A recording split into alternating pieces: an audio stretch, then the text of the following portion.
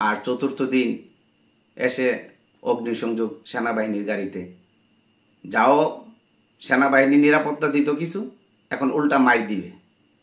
আর মাইর খাই, বৈশা বৈশা মাইর খাই, আর কি করার। এই আমাদের ভুল। মূলত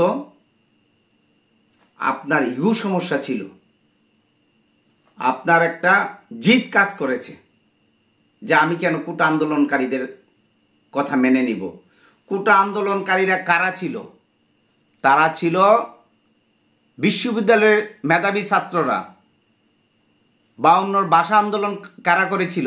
7-8 জন, রফিক, সালাম, জাব্বর, বরকত, তারা কয়েকজন শহীদ হওয়ার পরেই পাকিস্তানের মতো প্রধানমন্ত্রী মেনে নিয়েছিল ভাষা আন্দোলনকে মেনে নিয়েছিল, বাংলা ভাষাকে মেনে নিয়েছিল। আর আমরা বাংলাদেশের শত শত ছেলে মারা গেল, বুক পেতে গুলি নিল, আপনি মানবেন না। আপনি মুক্তিযোদ্ধার সন্তানদের পক্ষে। কোথায় এখন মুক্তিযোদ্ধার সন্তানরা? কোথায় মুক্তিযোদ্ধারা? তারা কেন আজকে বাড়িঘর রক্ষা করতে আসে না? তারা কোথায়? তারা কেন আজকে আপনার জন্য মাঠে নামে না? তাদের জন্য এত বড় রিস্ক নিলেন, আপনার আসন হারালেন, প্রধানমন্ত্রিত্ব হারালেন, আর দল হারাকার যাই হোক, আপনার দল, আপনি যেটা ভালো মনে করছেন তা করছেন। কিন্তু দল যারা সমর্থন করছে, যারা দলের নেতা ছিল, ভালো আর খারাপ নাই, সবাইকে তো পিটাইতেছে। প্রিয় দর্শক, আজ কথা বলবো কিছু রাজনৈতিক বিষয় নিয়ে। বর্তমান বাংলাদেশের যে পরিস্থিতি, এই পরিস্থিতিতে আসলে কথা বলার মতো আর ভাষা নাই, কথা বলার ভাষা হারিয়ে ফেলছি। বাংলাদেশের মানুষের, জনগণের আর কোনো নিরাপত্তা নাই, সাধারণ মানুষেরও নিরাপত্তা নাই। বাংলাদেশের প্রায় জায়গায় লুট, অগ্নিসংযোগ, ভাঙচুর, মারামারি, হত্যা, রাহাজানি চলছে, কিন্তু থামছে না কোথাও। আইন শৃঙ্খলা বাহিনী যেখানে নীরব, পুলিশ বাহিনী যেখানে নীরব, বিজিবি যেখানে নীরব, সেখানে যাও সেনাবাহিনীর তারা মোটামুটি শৃঙ্খলার দায়িত্ব পালন করছে, সেনাবাহিনী মাঠে আছে। এই জায়গায় আজকে গোপালগঞ্জে দেখলাম সাবেক প্রধানমন্ত্রী শেখ হাসিনাকে বাংলাদেশে ফিরিয়ে আনার জন্য আন্দোলন, বিক্ষোভ মিছিল করছে। সেখানে দেখলাম সেনাবাহিনীর একটি গাড়ি অগ্নিসংযোগ করা হয়েছে এবং সেনাবাহিনীর কিছু সদস্যদেরকে মারার জন্য দৌড়াচ্ছে। এটি আসলে কিসের লক্ষণ? যেই সেনাবাহিনী আপনাকে বাংলাদেশে আটক করেনি, যেই সেনাবাহিনী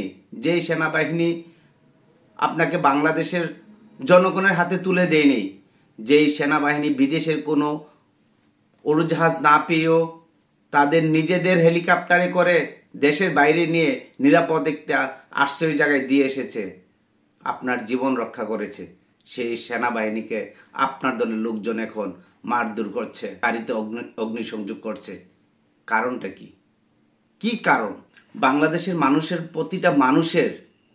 প্রতিটা রাত এখন নির্গম রাত কাটছে। জানেন আপনি, প্রতিটা পরিবারে ডাকাতের আতঙ্কে, চুরির আতঙ্কে, ভাঙচুরের আতঙ্কে, অগ্নিসংযোগের আতঙ্কে আছে। শুধু তাই না, এটি সাধারণ মানুষের কথা বললাম। আর যদি রাজনৈতিক নেতাদের কথা বলি, যারা আওয়ামী লীগ, যুবলীগ, ছাত্রলীগ ছিল, তারা সবাই গা ঢাকা দিয়েছে। তাদের কি অবস্থা? তাদেরকে কোথায় রেখে গেলেন? আজকে দলের নেতাকর্মীদেরকে আপনি কোথায় রেখে গেলেন? আপনি কেন 5 দিন আগে পদত্যাগ করেন নাই? আপনি কেন, দেশ যেহেতু পদত্যাগ করতে হবে, দেশ ছাড়তে হবে, তাহলে আপনি সকল এমপি মন্ত্রী তাদেরকে জানান নাই কেন? নেতাকর্মীদেরকে জানান নাই কেন? না জানিয়ে আপনি চলে গেলেন, আপনার পরিবার নিয়ে আপনি চলে গেলেন। কিন্তু আজকে বাংলাদেশের সব এমপিরা কিন্তু পালাইতে পারে নাই। মাত্র গোটা কয়েকজন এমপি মন্ত্রী তারা পালিয়েছে, যারা হয়তো আগে একটু টের পেয়েছিল, তারা চলে গেছে। কিন্তু বেশিরভাগ এমপি মন্ত্রী তো এখনো বাংলাদেশে আছে। সব উপজেলা, জেলার ছাত্রলীগ, যুবলীগ, আওয়ামী লীগের নেতাকর্মী, স্বেচ্ছাসেবক লীগের নেতাকর্মী, সকল দলের নেতাকর্মীরা এখনো বাংলাদেশে আছে। তাদের বাড়িঘরে অগ্নিসংযোগ করা হচ্ছে, তাদেরকে মারধর করা হচ্ছে, তাদের ব্যবসা প্রতিষ্ঠান লুটপাট করা হচ্ছে। কোথায় এখন দলের লোকজন? কোথায়? আপনি কোথায়? আপনার এই দলের লোকজনকে কে নিরাপত্তা দিবে? এসব কিছু চিন্তা করেন নাই। বিক্ষোভ করেন, ভালো কথা, দলের নেত্রীকে ফিরিয়ে আনবেন, কিন্তু সেখানে সেনাবাহিনীর গাড়িতে কেন হামলা করতে হবে? সেনাবাহিনীর গাড়িতে কেন অগ্নিসংযোগ করতে হবে? সেনাবাহিনীর সদস্যদেরকে কেন দৌড়ে পিটাইতে হবে? এটা ভাই কিসের লক্ষণ? আপনারা কি চান বাংলাদেশ থেকে একেবারে আওয়ামী লীগ ধূলিসাৎ করে দিতে? আপনারা গোপালগঞ্জের মানুষ কি চাচ্ছেন এটাই, যে সারা বাংলাদেশ থেকে একবারে আওয়ামী লীগ ধ্বংস হয়ে যাক? কারণ বাংলাদেশের প্রত্যেকটা নাগরিক এখন নিরাপত্তাহীনতায় ভুগছে। বাংলাদেশের প্রত্যেকটা পরিবার এখন নিরাপত্তাহীনতায় ভুগছে। বাংলাদেশের সংখ্যালঘুরা নিরাপত্তাহীনতায় ভুগছে। আপনারা দেখছেন বাংলাদেশের প্রত্যেকটা বড় বড় কোম্পানি, বড় বড় গ্রুপ আজ নিরাপত্তাহীনতায় ভুগছে। কোথায়? গত 2 দিন আগে গাজী গ্রুপের সকল মালামাল লুট করে নিয়ে গেছে, কেউ তো বাঁচাইতে আসলেন না। বাংলাদেশের বড় বড় প্রতিষ্ঠানগুলো লুট করে নিয়ে যাচ্ছে, অগ্নিসংযোগ করছে, বিভিন্ন নেতাকর্মীর বাড়ি লুট করছে, অগ্নিসংযোগ করছে, বিভিন্ন এমপি মন্ত্রীদের বাড়ি, সকল এমপি মন্ত্রীদের বাড়ি মানে মনে করতে পারি আগুনে জ্বালিয়ে দিচ্ছে। কোথায়? কেউ তো আসেন নাই ফিরানোর জন্য। যেখানে বাংলাদেশ পুলিশ নীরব, যেখানে বিজিবি নীরব, যেখানে সকল আইন শৃঙ্খলা বাহিনী নীরব, সেখানে সেনাবাহিনী তো তাও মাঠে আছে। সেনাবাহিনী শৃঙ্খলার জন্য মাঠে কাজ করছে, হয়তো ততটা ওইভাবে এখনো শক্তি প্রয়োগ করছে না, কিন্তু তারপরও সেনাবাহিনী মাঠে আছে, তারা কিছুটা হলো নিরাপত্তা দিচ্ছে, আর আমরা সেই সেনাবাহিনীর উপরে হামলা করি কেন? এই হামলা কেন? নেত্রী দেশে আসলে কি হবে? নেত্রী দেশে আসলে নির্বাচন দিলে এখন কি আওয়ামী লীগ পাশ করবে? এই মুহূর্তে বাংলাদেশের পরিস্থিতি যা, পাশ করবে বাংলাদেশের মাটিতে আওয়ামী লীগ ঘুরে দাঁড়াইতে আরো বহু বছর সময় লাগবে। এখন নির্বাচন দিলে পাশ করবে? কখনোই পাশ করবে না। বাংলাদেশের পরিস্থিতি, বাংলাদেশের জনগণের মানুষের মুভমেন্ট বুঝতে হবে। কোটা আন্দোলন নিয়ে কেন এত কারসাজি করা হলো? কেন এত নাটক করা হলো? কেন শেখ হাসিনাকে বাংলাদেশ ত্যাগ করতে হলো? এই কোটা আন্দোলনের একটা সামান্য ইস্যু নিয়ে, একদম সামান্য একটা ইস্যু আমি মনে করি। এটি কোনো ইস্যু ছিল না। এর চেয়ে বড় বড় আরো কত ঘটনা ঘটে গেছে, সেইগুলো প্রধানমন্ত্রী ট্যাকেল দিয়েছিল, কিন্তু এটা কেন পারে নাই? সামান্য একটা ইস্যু কেন পারে নাই? শুধুমাত্র কিছু চাটুকার এবং চামচা এবং অরাজনৈতিক লোকজন ওনার আশেপাশে ছিল, তাদেরকে এমপি মন্ত্রী বিভিন্ন দায় দায়িত্ব দিয়ে উপদেষ্টা বানিয়ে ওনার কাছে রাখছে। বাইরের বাংলাদেশের মানে গণভবনের বাইরে কি হচ্ছে, উনি আসলে ওনার যে সোর্স ছিল, আমি মনে করি সকল কিছু ব্যর্থ। ওনার যে উপদেষ্টারা ছিল, ওনার পাশে যারা ছিল, তাদেরকে সকল দায় দায়িত্ব নিতে হবে। তারা সকল ব্যর্থতার দায় তাদের নিতে হবে। কারণ ছাত্র আন্দোলনের যে দাবি ছিল কোটা সংস্কার, শিক্ষার্থীরা তারা তাদের যৌক্তিক একটি দাবি নিয়ে এসেছিল যে আমরা বাংলাদেশে কোটা সংস্কার চাই। তারা কোটা বাতিল চাই নাই, তারা কোটা সংস্কার চেয়েছিল প্রথমে। তখন কেন সংস্কার করা হয়নি? বাংলাদেশে কোটা ছিল 56%, ভুলে গেলে চলবে না। তখন যখন প্রথমে তারা কোটা সংস্কারের দাবি করেছিল, তখন যদি আমরা 20% কোটা রেখেও যদি বাকি 37% কোটা বাদ দিতেন, বা 10, 15, 20% কোটা রেখেও যদি বলতেন, তারা মেনে বাসায় চলে যেত। না, কোটা বাদ দেওয়া হবে না, কোটা বাদ দিবে না। কোটা আমার মুক্তিযোদ্ধা সন্তানদের জন্য কোটা, এমুকের জন্য কোটা, অমুকের জন্য কোটা। কোথায়? যাদের জন্য এত মায়া কান্না করলেন তারা কোথায়? তারা তো একদিন মাঠে নামে নাই। মুক্তিযোদ্ধা সন্তানরা তো একদিন মাঠে নামে নাই, মুক্তিযোদ্ধারা তো একদিন মাঠে নামে নাই কোটা সংস্কার আন্দোলনকারীদের বিপক্ষে। কোটা সংস্কার আন্দোলনকারীদের দাবি মানেন নাই। যদি আজকে মুক্তিযোদ্ধা সন্তানরা মাঠে নামতো, তাদেরকে যদি আহত করতো, তখন আপনি পুলিশ বাহিনী নামাইতেন, তাহলে কোনো সমস্যা ছিল না। কিন্তু কোথায় ওবায়দুল কাদের বলল কোটা সংস্কার আন্দোলন কিছুই হবে না। বাংলাদেশের ছাত্ররা, বিশ্ববিদ্যালয়ের ছাত্রদেরকে আপনারা মনে করছিলেন হেফাজতের শাপলা চত্বর, যে হেফাজতের শাপলা চত্বরে যেরকম ওই নোহালী, চাঁদপুর, ব্রাহ্মণবাড়িয়া, সিলেট বিভিন্ন অঞ্চল থেকে গাড়ি নিয়ে গিয়া শাপলা চত্বরে দাঁড়াইলো, ঠুসঠাস রাতের বেলা গুলি করলাম, সবাই পরদিন খাবার দাবার নাই, সবকিছু বন্ধ করে দিলাম, তারা চলে গেল। আর এই কোটা সংস্কার আন্দোলনটা কারা করেছে এটা আপনাকে বুঝতে হবে। কোটা সংস্কার আন্দোলন করেছে ঢাকা বিশ্ববিদ্যালয় থেকে ডাক দিয়েছে কোটা সংস্কার আন্দোলনের, যেখানে বাংলাদেশের নাবি, যেখানে ছেলেগুলা বিভিন্ন জায়গা থেকে যায় নাই, তাদের বসবাসী বাংলাদেশে মেইন জায়গায়, ঢাকা ভার্সিটিতে তাদের খাওয়া থাকা হোস্টেল সবই তাদের ঢাকাতে। যে সকল স্কুল কলেজের ছাত্রদের তাদের বাসা বাড়ি সবাই ঢাকা, যারা পড়ালেখা করে ঢাকা, তাদেরকে আপনি একদিন দৌড়াই দিবেন, পরদিন আবার চলে আসবে, পরদিন দৌড়াবেন, পরদিন চলে আসবে। ছাত্রদের একটা যৌক্তিক দাবি, আপনি সব কোটা বাদ দেন, এটা তো কেউ বলে নাই। আপনি অল্প কিছু কোটা রেখে তারপরে তাদেরকে বলেন তারা চলে যাক, কিন্তু তা না করে এটাকে দিন দিন বড় করলেন। আমাদের উবায়দুল কাদের সাহেব বলল যে আমাদের ছাত্রলীগই যথেষ্ট। কোথায় ছাত্রলীগ যথেষ্ট? ছাত্রলীগ তো মাঠে নামলো, নামার পরে তো কিছুই করতে পারে নাই। হ্যাঁ করেছে, তারা প্রথম দিন আন্দোলনে নেমে আন্দোলন বাধা দিতে গিয়ে প্রায় 7-8 জন 10 জনকে হত্যা করেছে। এটা করেছে, এই মারামারি করে এইটুকু হয়েছে। খানেক লোক আহত হয়েছে, হাসপাতাল ঢাকা মেডিকেলে নিয়ে গেছে, সেখানে গিয়েও হামলা করেছে, বাংলাদেশের পুরা ছাত্র সমাজকে খেপিয়ে দিল। এইটুকু করতে পেরেছে। পরের দিন আবার মাঠে নামলো। কোথায় ছাত্রলীগ? তো পরের দিন আর নাই মাঠে। সব ছাত্রছাত্রীজন নামলো, তখন আপনি পুলিশ বাহিনী দিয়ে গুলি করে পুলিশ বাহিনী আবার ছাত্রছাত্রী মানলো প্রায় 20-50 জন। এইভাবে দিন দিন শুধু শুরুই হলো হত্যা। তখনও যদি আপনি বলতেন যে আমি কোটা সংস্কারকারীদের সকল দাবি মেনে নিয়েছি, আমার আর কোটার দরকার নাই, যেহেতু ছাত্র সমাজ কোটা চাই না, আমি কোটা আর রাখবো না, কোটা বাতিল করা হলো। আর যেই সকল শিক্ষার্থীরা মারা গেছে, নিহত হয়েছে বা শহীদ হয়েছে, তাদের প্রত্যেকের পরিবারকে 20 লাখ বা 30 লাখ টাকা করে আপনার ত্রাণ তহবিল থেকে অনুদান দিয়ে দেন। যে পরিবারে শহীদ হয়েছে সেই পরিবারের যদি কেউ চাকরি করার যোগ্যতা থাকে, বয়স থাকে, তাহলে প্রত্যেক পরিবারে একজন করে চাকরি দিয়ে দেন। যে সকল শিক্ষার্থীরা আটক হয়েছে তাদেরকে মুক্তি দিয়ে দেন, শেষ, আন্দোলন শেষ হয়ে যায়। না, আমার মনে আছে শুরুর দিকে আমাদের ব্রাহ্মণবাড়িয়ার রোয়াম উবায়দুল মুক্তাদির চৌধুরী বলেছিলেন যে কোটা সংস্কার আন্দোলন যৌক্তিক আন্দোলন, কোটা সংস্কার করা সময়ের দাবি। কোটা সংস্কার, এখন অনেক কোটা আছে যেগুলো কোনো প্রয়োজন নাই। উনি একজন যুদ্ধাহত বীর মুক্তিযোদ্ধা, উনি বলেছেন যে মুক্তিযোদ্ধা সন্তানদের এখন আর কোটার দরকার নাই, তাদের আর বয়স নাই। উনার মতো যদি অন্য অন্য এমপি মন্ত্রীরাও এইসব প্রস্তাবগুলো প্রধানমন্ত্রীর কাছে বলতো, তাহলে কিন্তু আজকে আর এই সমস্যা হয় না। না, কিছু অরাজনৈতিক নেতাদেরকে মন্ত্রী বানিয়েছেন, অরাজনৈতিক লোকদেরকে উপদেষ্টা বানিয়েছেন, ব্যবসায়িকদেরকে কাছে রেখেছেন। তারা বলেছে এগুলো কিছুই হবে না, এগুলা মুক্তিযোদ্ধা বিরোধী প্রেতাত্মা, রাজাকারের মানে বংশধর, তারা মানে মুক্তিযুদ্ধের বিরুদ্ধে অপশক্তি এই কোটা আন্দোলন করছে, এইসব বলে বলে নেত্রীকে পাম দিয়েছেন। আর আস্তে আস্তে ঘটনা বাড়ার দিকে গেল, পর্যায়ক্রমে হত্যা বাড়তে থাকলো, গুলি বাড়তে থাকলো, আহত নিহত উভয় পক্ষ হলো।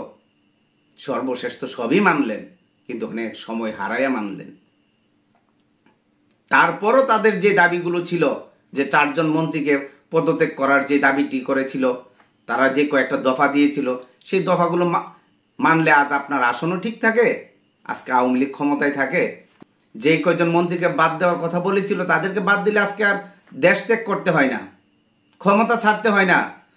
কোটা আন্দোলনকারীদের প্রথম উদ্দেশ্য ছিল না এক দফা, প্রথম উদ্দেশ্য ছিল না সরকার পতন, প্রথম উদ্দেশ্য ছিল তাদের কোটা সংস্কার। কিন্তু যখন আন্দোলনকারীরা আন্দোলনের দিন যত বাড়ছে, শহীদের সংখ্যা তত বাড়ছে, তখন বাংলাদেশের সকল ছাত্র সমাজ নেমে পড়ল মাঠে, ছাত্রদের সাথে তাদের অভিভাবকরা নেমে পড়েছে মাঠে। তখন আর আন্দোলন কন্ট্রোল করার আর অবস্থা নাই। আপনার গোয়েন্দা সংস্থা তখন কোথায় ছিল? আপনার উপদেষ্টারা তখন কোথায় ছিল? আপনার মাঠের কর্মীরা, আপনার মাঠের যে এমপি মন্ত্রী যাদেরকে রাখছেন, যাদেরকে আপনি মানে যাদের পরামর্শ আপনি চলেছেন, তারা কোথায় ছিল? তারা কেন আপনাকে গণভবনে এইটুকু বলতে পারে নাই যে দেশের অবস্থা পরিস্থিতি খুবই ভয়াবহ? আরো 2 দিন আগে যদি আপনি পদত্যাগ করতেন, যদি পদত্যাগই করার চিন্তা থাকতো, 2 দিন আগে পদত্যাগ করতেন, তাহলে বা 2 দিন আগে সকল এমপি মন্ত্রী, উপজেলা জেলা পর্যায়ে সকল নেতাকর্মীদেরকে বলতেন। তাদেরকে কেন 2 দিন আগে বললেন? 2 দিন আগে উবায়দুল কাদের আবার বলল যে আপনারা মাঠে নামেন, প্রতিহত করেন। আওয়ামী লীগ, যুবলীগ, ছাত্রলীগ সকল নেতাকর্মীরা মাঠে কোটা সংস্কারকারীদের সাথে মুখামুখি সংঘর্ষ। এইদিকে আপনি পদত্যাগ করলেন, 1 ঘন্টা সময় নিয়ে আপনি চলে গেলেন। সকল নেতাকর্মীদেরকে কোথায় রেখে গেলেন? আজকে তাদের কি অবস্থা? প্রত্যেকটা এমপির বাড়ি ঘরে অগ্নিসংযোগ করা হচ্ছে, প্রত্যেকটা নেতাকর্মীর বাড়ি ঘরে অগ্নিসংযোগ করা হয়েছে, প্রত্যেকটা মানে নেতাকর্মী আত্মগোপনে আছে। আজকে এইসব নেতাকর্মীদের কি অবস্থা, তাদের জন্য কি করলেন, তাদেরকে কোথায় রেখে গেলেন? দুঃখ লাগে। প্রত্যেকটা নেতাকর্মী কিন্তু খারাপ ছিল না, প্রত্যেকটা এমপি মন্ত্রী কিন্তু খারাপ ছিল না।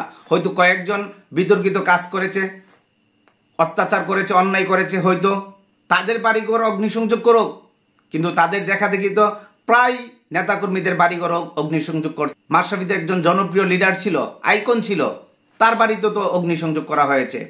শিবলি সাদিক অত্যন্ত ভালো একজন এমপি ছিল, তার বাড়িতেও হামলা করা হয়েছে।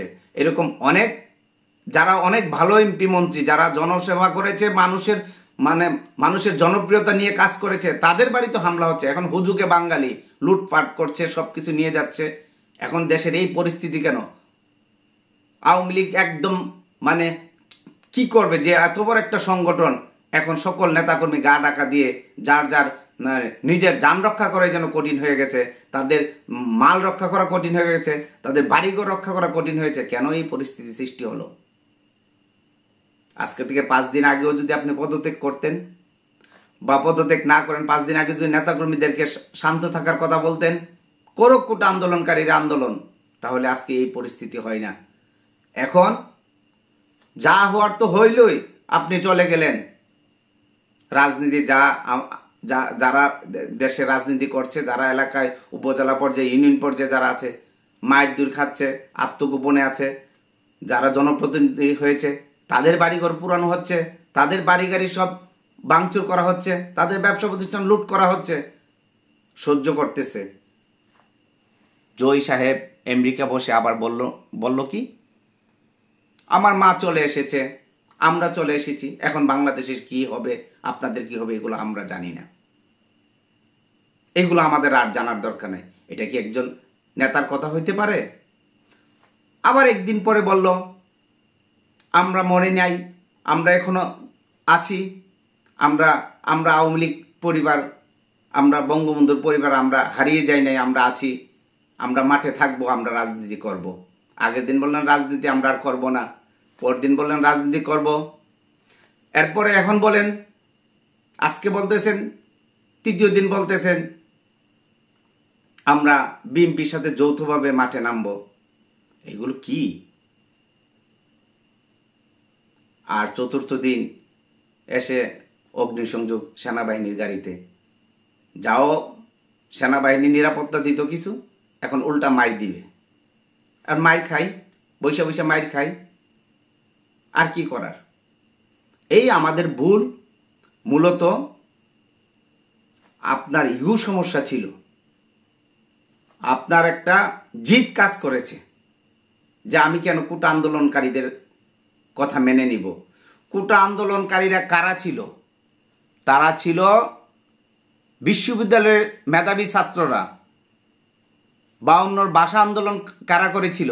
7-8 জন, রফিক, সালাম, জাব্বর, বরকত, তারা কয়েকজন শহীদ হওয়ার পরেই পাকিস্তানের মতো প্রধানমন্ত্রী মেনে নিয়েছিল ভাষাকে, ভাষা আন্দোলনকে মেনে নিয়েছিল, বাংলা ভাষাকে মেনে নিয়েছিল। আর আমরা বাংলাদেশের শত শত ছেলে মারা গেল, বুক পেতে গুলি নিল, আপনি মানবেন না? আপনি মুক্তিযোদ্ধার সন্তানদের পক্ষে। কোথায় এখন মুক্তিযোদ্ধার সন্তানরা? কোথায় মুক্তিযোদ্ধারা? তারা কেন আজকে বাড়িঘর রক্ষা করতে আসে না? তারা কোথায়? তারা কেন আজকে আপনার জন্য মাঠে নামে না? তাদের জন্য এত বড় রিস্ক নিলেন, আপনার আসন হারালেন, প্রধানমন্ত্রিত্ব হারালেন, আর দল হারাকার যাই হোক, আপনার দল, আপনি যেটা ভালো মনে করছেন তা করছেন, কিন্তু দল যারা সমর্থন করছে, যারা দলের নেতা ছিল, ভালো আর খারাপ নাই, সবাইকে তো পিটাইতেছে। হ্যাঁ, বলতে পারেন কিছু কিছু যারা সমাজে ভালোভাবে চলছে, যারা কোনো বিতর্কিত ছিল না, যারা সমাজে ভালো ছিল, তারা মাঠে আছে। তারা দলের পরিচয় না, তারা ব্যক্তি পরিচয়, তারা মাঠে আছে। তাদের ব্যক্তিত্বের জন্য, তাদের আদর্শের জন্য, তাদের ভালোবাসার জন্য, তারা মানুষের জনপ্রিয়তার জন্য মাঠে আছে। তো এমন কয়জন? বেশিরভাগ মানুষই তো এই 15 বছরে দলের যারা নিবেদিত কর্মী ছিল, এই 15 বছরের দলের যারা ত্যাগী নেতা ছিল, তাদেরকে দূরে রেখে, যেহেতু ভোট হয়েছে, ভোটের নির্বাচন হয়েছে, কিন্তু প্রকৃত ভোটের নির্বাচন হয় নাই, প্রকৃত রাজনীতি ছিল না। আপনি আমরা যারাই বলি বিনা ভোটে আমরা আসলে একতরফা নির্বাচন হয়েছে, সেজন্যই আসলে এই অবস্থা। কোনো নেতাকর্মীর কোনো মূল্যায়ন ছিল না। প্রকৃত নেতাকর্মীদেরকে দূরে রেখে চাটুকার চামচাদেরকে নিয়ে প্রত্যেকটা এমপি মন্ত্রীর এলাকায় মাত্র 5জন 7জন লোক এমপির কাছের লোক ছিল, আর বাকি সব মানুষ বঞ্চিত ছিল। এই 15 বছরে তাদের অভিমান, রাগ, সেই জন্য এই আন্দোলনের দুর্দশা। সেই জন্য এই একদম কুটা সংস্কার, ছোট ছোট বাচ্চা ছেলেদের সাথে আন্দোলন করে আওয়ামী লীগ, যুবলীগ, ছাত্রলীগ পারে নাই। আজকে এই পরিণতি হয়েছে। এখনো সময় আছে। যারা এখন, আপনি তো পদত্যাগ করে চলেই গেছেন, এখন ধৈর্য ধরি আমরা। যারা কুটা সংস্কারকারী, যেহেতু তারা অন্তর্বর্তীকালীন একটি সরকার করেছে, তারা সংস্কার করুক। দেশের জনগণ একটা সময় বুঝবে যে আপনি বাংলাদেশের যে উন্নয়ন করেছেন এটা কেউ অস্বীকার করে না। আপনি পদ্মা সেতু করেছেন, মেট্রো রেল করেছেন, ফ্লাইওভার করেছেন, আপনি ডিজিটাল বাংলাদেশ করেছেন, সব কিছু মানুষ মনে রাখছে। সব কিছুর প্রতি মানুষের কৃতজ্ঞতা ছিল। সবাই বলতো যে না, প্রধানমন্ত্রী শেখ হাসিনা ভালো কাজ করছে। কিন্তু একটা পচা শামুকে যে পা কাটা যায়, এই কুটা সংস্কার আন্দোলনের সামান্য কয়েকটা কুটার জন্য আজকে আপনার সকল অর্জন ধূলিসাৎ হলো। 15 বছরে কোনো বিশ্ববিদ্যালয়ে, কোনো কলেজে কি ছাত্রদল, ছাত্র শিবির, জামাতের কোনো মিছিল ছিল? ছিল না। আমরা শুনি নাই কোনো স্কুল কলেজে, বই তারা দেয় নাই। কিন্তু নির্বাচনে বাচ্চারা মুখে মুখে জয় বাংলা জিতবে আবার নৌকা, এই স্লোগানগুলো সবগুলা বাচ্চাদের মুখে মুখে মুখস্থ হয়ে গিয়েছিল। আর এখন কলেজ থেকে, ইউনিভার্সিটি থেকে, একদম স্কুলের ক্লাস 4-5 পর্যন্ত প্রত্যেকের মুখে মুখে স্বৈরাচার সরকার, তুই রাজাকার, তুই রাজাকার, আমরা রাজাকার, আমরা রাজাকার, কে বলেছে স্বৈরাচার, স্বৈরাচার, এক দফা এক দাবি, শেখ হাসিনা কবে যাবি, এই স্লোগান এখন ছাত্রদের মুখে মুখে। এই 15 বছরের এই জেনারেশন যতদিন তারা আছে, আমাদেরকে আবার মাঠে ঘুরে আসতে অনেক সময় লাগবে, অনেক সময় লাগবে। সুতরাং ধৈর্য ধরেন। সংস্কার যারা এখন ক্ষমতায় আছে, আপনারই তো রাষ্ট্রপতি, আপনারই তো সেনাপ্রধান, দেখেন না কি করে, কয়দিন ধৈর্য ধরেন। এখনই বিক্ষোভ করে নেত্রীকে আনতে হবে, এখনই বিক্ষোভ করে সেনাবাহিনীর গাড়ি পুড়িয়ে দিতে হবে, এখনই ক্ষমতায় আসতে হবে। ফেয়ার নির্বাচন দিলে কি আওয়ামী লীগ পাশ করবে? এখন কখনোই পাশ করবে না। এখন ফেয়ার নির্বাচন দিলে বিএনপি পাশ করবে। 3 বছর পরে নির্বাচন, 5 বছর পরে নির্বাচন হলে তখন একটা সমঝোতা আসবে। তখন মানুষ বুঝতে পারবে আসলে তো উনি শেখ হাসিনা ভালো কাজ করেছিল, কিন্তু ছাত্রদেরকে মেরে ক্ষমতা ছাড়তে হয়েছে। হয়তো একটা সময় মানুষ এটি ভুলতে পারবে, আপনার উন্নয়নের কথা মনে করে আবার আপনাকে ভোট দিতে পারে। তো এই মুহূর্তে নির্বাচন করলে আপনি কয়টা সিট, কয়টা আসন দাবি করতে পারেন? এখন আপনি জয় সাহেব বিদেশ থেকে বলেন যে সর্বদলীয় সবাই মিলে, বিএনপি আওয়ামী লীগ মিলে মাঠে নেমে বিক্ষোভ করবেন, তাদেরকে নামাবেন। আমি মনে করি ওরা দেশ চালাক। কোটা সংস্কারকারী যারা আছে, যারা এখন অন্তর্বর্তীকালীন সরকার আছে, তারা যে কয়দিন সংস্কার করার, দেশ সংস্কার করুক। আমরা একটু রেস্টে থাকেন না, একটু ধৈর্য ধরেন। আওয়ামী লীগের একটু ধৈর্য ধরেন, যুবলীগ একটু ধৈর্য ধরেন, ছাত্রলীগ একটু ধৈর্য ধরেন। আর মাইর খাওয়ায়েন না। যাও পিঠ বাঁচানো যাবে, যাও সেনাবাহিনী একটু বাঁচাবে, সেভ করবে, সেনাবাহিনীর গাড়িতে আগুন দেন, পিটান। কালকে থেকে উল্টা পিটা পড়বে আওয়ামী লীগ, ছাত্রলীগ, যুবলীগের উপরে। একটু ধৈর্য ধরেন। এত অধৈর্য হলে হবে না। যেমন বিএনপি, তারা গত 2-3 দিনে অধৈর্য হয়ে গিয়েছিল। যখন সরকার পতন হলো, তারা পরদিনেই 1-2 দিনের মাথায় আপনার পল্টনে বিরাট জনসভা। কেন? আর নির্বাচন হলে তো আপনারা অটোমেটিকলি নির্বাচনে আপনারা বড় দল, আওয়ামী লীগের পরে বিএনপির বড় দল, বিএনপি নির্বাচনে পাশ করবে, ক্ষমতায় আসবে, এটা সবাই জানে। আপনারা তো তাড়াহুড়া কেন? পল্টনে বিরাট জনসভা দিলেন, যেখানে শহীদের রক্ত, ছাত্রদের রক্ত তখনও রাজপথে শুকায় নেই, সেখানে আপনারা জনসভা দিলেন। আপনারা ক্ষমতা নেবেন, কে কি ভাগ করবেন এখনই শুরু করে দিলেন। কি হইল? পাবলিক বলতেছে না, ছাত্ররাই আপনার আবার উল্টাই গেল, বলল যে নৌকা ডুবাইছি, তার মানে দান আনবো না, আমরাই ক্ষমতায় থাকব। এই অন্তর্বর্তীকালীন সরকার হয়তো 3 মাসে নির্বাচন দিত, এইসব কারণে এখন 3 বছর পরে দিবে, 6 বছর পরে দিবে, শুধুমাত্র এই তাড়াহুড়ার জন্য। আরেকটি কথা বলতে ভুলে গিয়েছিলাম।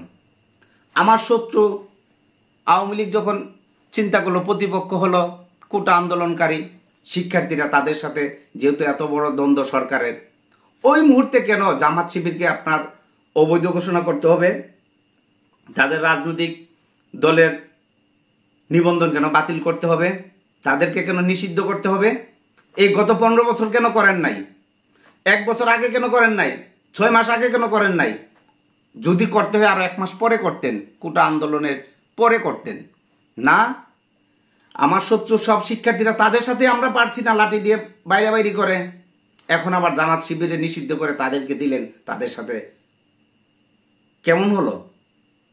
এখন তাদের নিষিদ্ধ করলেন আর তারা ছাত্রদের সাথে মিলে একদম সব ধূলিসাৎ করে দিল, গণভবন দখল করে সব শেষ করে দিল। 45 মিনিটের সময় দেওয়া সেনাপ্রধান, আপনার আত্মীয়, তারপরও সেনাপ্রধান 45 মিনিটের মতো সময় দিল, আপনি চলে যেতে হলো, আপনাকে বক্তব্যটা দেওয়ার সুযোগ দিল না। এই পরিণতি সব আপনার একগুয়ামির জন্য আর আপনার আশেপাশে যেই কয়টা চাটুকার চামচা যারা অরাজনৈতিক নেতাদেরকে এমপি মন্ত্রী বানিয়েছেন তাদের জন্য। আসলে কথাগুলো দুঃখে বলছি, অনেক দুঃখে বলছি। ছাত্র রাজনীতি থেকে শুরু করে এখন পর্যন্ত পদের ছিলাম, এখনো আছি, কিন্তু দলের এই দুরবস্থা দেখে, এই ভুলগুলো দেখে কষ্ট লাগে। ভারতের সোনিয়া গান্ধী কি করেছে? তার ছেলে মেয়েকে দেয় নাই, তাদেরকে দায়িত্ব দিয়ে যায় নাই। ওনার জীবিত অবস্থায় তাদেরকে দায়িত্ব দিয়ে রাজনীতি মাঠে নামিয়েছে। আপনি এই বছর প্রধানমন্ত্রী না হয়ে জয়কে দিতেন, জয়কে দিয়ে দেশ চালানোর অভিজ্ঞতাটা, কিভাবে দেশ চালাতে হয় আপনি পাশে থাকতেন, আপনি দলের সভাপতি থাকতেন আর জয়কে দিয়ে দেশ চালাইতেন। আপনি বিদ্ধ হয়েছেন। আসলে এই কোটা আন্দোলনের সাধারণ টপিক, একদম ছোট বিষয় নিয়ে আপনি যা মানে এটাকে এত বড় করেছেন, শেষের দিকে এই পদত্যাগ করার আগে 5-10 দিন আপনার মাথায় যা বলেছেন তাই ভুল করেছেন। আর আমাদের উবাইদুল কাদের সাহেব এখন কোথায়? পালিয়ে যাব না, ফখরুল সাহেবের বাসায় গিয়ে উঠব, আমরা পালাবো না। এখন কোথায়? পালাবো না, এইসব মানে আলতু ফালতু কথা বলে আজকে এই পরিণতি হয়েছে। এই উল্টাপাল্টা কথা বলে। কোটা আন্দোলনকারীদের প্রতিপক্ষ ছাত্রলীগ ছিল না, এই উবাইদুল কাদের সাহেব ছাত্রলীগকে প্রতিপক্ষ বানিয়ে মাঠে নামিয়ে আজকের এই আন্দোলন, ছাত্রলীগের প্রতি সারা বাংলাদেশে মানুষ ঘৃণা করছে ছাত্রলীগকে। প্রথমে ছাত্রলীগকে কেন প্রতিপক্ষ করা হলো? ছাত্রলীগ যদি প্রতিপক্ষ না হতো তাহলে কিন্তু এত সব ঝামেলা, এত সব মানে সমস্যা দলের উপরে আসতো না। দুঃখে অনেক কথা বলেছি, ভুল ত্রুটি থাকলে ক্ষমা করে দিবেন। এই যে ব্রাহ্মণবাড়িয়ার মুগ্ধ ছেলেটা মারা গেল, প্রত্যেকটা ছেলের জন্য কষ্ট হয়, সত্যি কষ্ট হয়। কেন আপনার কষ্ট হলো না? কষ্ট হয়েছে, মায়া কান্না করেছেন, মেট্রো রেলে ধরে যে মায়া কান্না করেন। যারা আহত নিহত হয়েছে তাদেরকে ধরে আপনি কান্না করছেন কান্না, পরে করছেন, সবই মানছেন, পরে মানছেন। এইসব ভুল থেকে আমাদের সংশোধন হতে হবে। কোটা সংস্কারের যে যৌক্তিক ছিল সেটি আসলে আমি আমার দল ক্ষমতা যখন ছিল তখনও লিখে গেছি যে কোটা সংস্কার যৌক্তিক দাবি ছিল তাদের। কোথায় কোথায় ভুল ছিল আমার ফেসবুকে প্রায় আমি লিখছি। আসলে এই সংস্কার আন্দোলন যদি আপনার কোনো ছাত্র নেতা যারা এমপি মন্ত্রী হয়েছে ওই রকম কাউকে দায়িত্ব দিতেন সংস্কার, এই কোটা সংস্কার আন্দোলনকারী যারা, তাদেরকে থামানোর জন্য, আমি 100% শিওর তারা পারত। আপনি ওবায়দুল মুক্তাদির চৌধুরী গণপূর্ত মন্ত্রী, উনাকে দিতেন, উনি ঢাকা ইউনিভার্সিটির জিএইচ ছিলেন, উনি আপনার এপিএইচ ছিলেন, উনি আপনার বিশ্বস্ত ছিল, উনি ছাত্রদের মুভমেন্ট বুঝে উনি বলতে পারতো ঢাকা ভার্সিটিতে গিয়ে, দেখো শিক্ষার্থীরা, ছোট ভাইরা, আমি এই ইউনিভার্সিটির ছাত্র, আমি একসময় এই ইউনিভার্সিটিতে পড়ালেখা করেছি, আমি এই ইউনিভার্সিটির জিএইচ ছিলাম, আমি তোমাদের বড় ভাই, তোমাদের সকল দাবি নেত্রী মেনে নিবে, আমি দায়িত্ব নিলাম, তোমাদের সকল দাবি মেনে নিবে এবং আজকের পর থেকে আর কোনো আন্দোলন করতে হবে না, তোমাদের যে কোনো সমস্যা আমাকে বলবে, আমি নেত্রীর কাছ থেকে সব করে দিব। এইভাবে যখন কথা বলতো তাহলে তখনই শেষ ছিল না। এটা মামলা বুঝবে, 29 তারিখ মামলার ডেট তখন হবে, আইনে এর আগে আগানো যাবে না, এর আগে শুনানি করা যাবে না।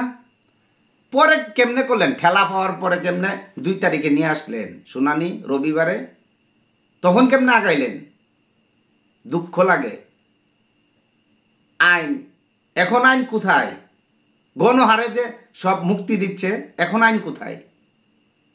এখন কিভাবে রাষ্ট্রপতি সাধারণ ক্ষমা ঘোষণা করতে পারে? নির্বাহী আদেশে কিভাবে এখন মানে হাজার হাজার মানুষ জেল থেকে মুক্তি পাচ্ছে? এগুলো বলে আর লাভ নেই। দলের মানে মনের কষ্টে আসলে সব কথা বলছি। আমি কোনো দলের বিপক্ষে না, দলের মানে অনেক বেশি কষ্ট লাগে। দল করলেও আমার কিছু হবে না, না করলেও কিছু হবে না। দলকে ভালোবাসি, সেই জন্যই সমালোচনা করতে আসছি এবং এই কথাগুলো দুঃখে বলতেছি। আজকে কোথাও দলের কোনো একটা নেতা রাস্তায় বের হতে পারে না। হ্যাঁ, গোপালগঞ্জ আপনার বাড়ি, ওইখানে হয়তো মিছিল হচ্ছে, তো বাংলাদেশের সব সব জেলার নেতাকর্মীরা আত্মগোপনে আছে। এমপি মন্ত্রীরা তাদের যান বাঁচাইতে পারতেছে না।